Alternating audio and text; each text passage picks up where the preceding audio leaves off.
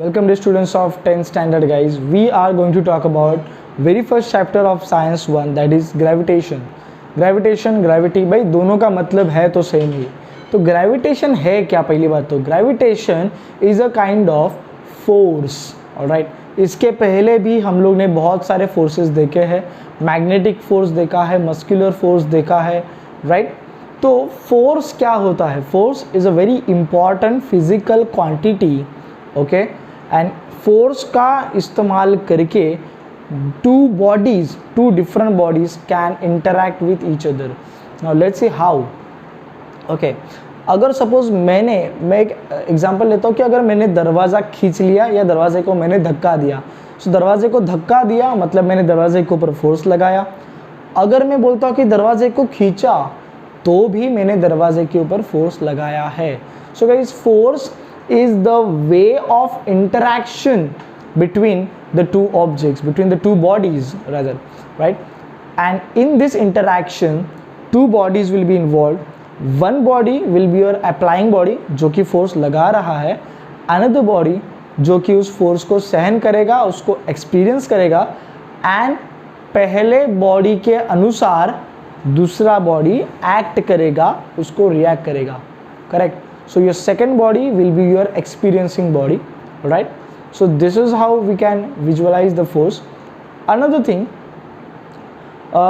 Force जो है, right, Newton का जो फर्स्ट लॉ ऑफ मोशन है, ठीक है. तो फर्स्ट लॉ ऑफ मोशन में हम लोगों ने देखा है कि भाई दुनिया में जो भी ऑब्जेक्ट होते हैं उन ऑब्जेक्ट्स के दो ही पॉसिबल स्टेट है, या तो वो स्टेशनरी रहेगा या तो वो मोशन में रहेगा. स्टेशनरी यानी भाई उसने अपना पोजीशन फिक्स कर लिया है, बराबर है, एक जगह पे वो बस अपना डेरा डाल के बैठ चुका है, ठीक है, अभी वो कहीं से हिलने वाला नहीं है. It means that object stationary. And भाई दूसरा जो है वो ऑब्जेक्ट जो है वो एक जगह पे रुकना ही नहीं चाहता, वो बार बार लगातार अपने पोजीशंस को चेंज करता रहता है. अगर मैं अभी यहाँ से चलना चालू कर दूँ, यानी कि meanwhile or in the process of walking I will be changing my position continuously. so जब कोई ऑब्जेक्ट कंटिन्यूसली अपने पोजीशन को चेंज करता है तो हम लोग बोलेंगे कि यार ये मोशन स्टेट में है. तो फोर्स स्टेट चेंज करने में भी आपको काम में आएगा. यानी कि मान लो कि अगर कोई एक हाथ गाड़ी जगह पे खड़ी है, तो जो हाथ गाड़ी वाला टमाटर बेचने वाला है वो जब तक उसके ऊपर फोर्स नहीं लगाएगा तब तक गाड़ी कोई मंत्र के ऊपर तो चलने वाली नहीं है. यानी कि स्टेशनरी में से मोशन में जाने के लिए फोर्स ज़रूरी है. करेक्ट. अगर मान लो आप क्रिकेट खेल रहे हो और आपके पास एक बहुत स्पीड के साथ बॉल आ रहा है, so what will do to stop that ball? Obviously you will apply the force in the opposite direction, and because of which the ball which was previously in the motion state that will come into the stationary state because of the force. So force can change the states of object, and also force can be a way of interaction between the two objects, and how those two objects are going to interact, okay, by applying the force on each other.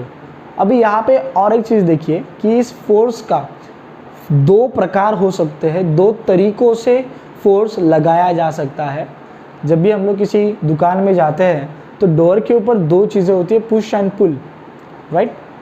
ATM में वगैरह कभी जाएंगे तो वहाँ पे भी मिलेंगे आपको पुश एंड पुल. भाई यहाँ पे ही अपने वो दो प्रकार छुपे हुए हैं.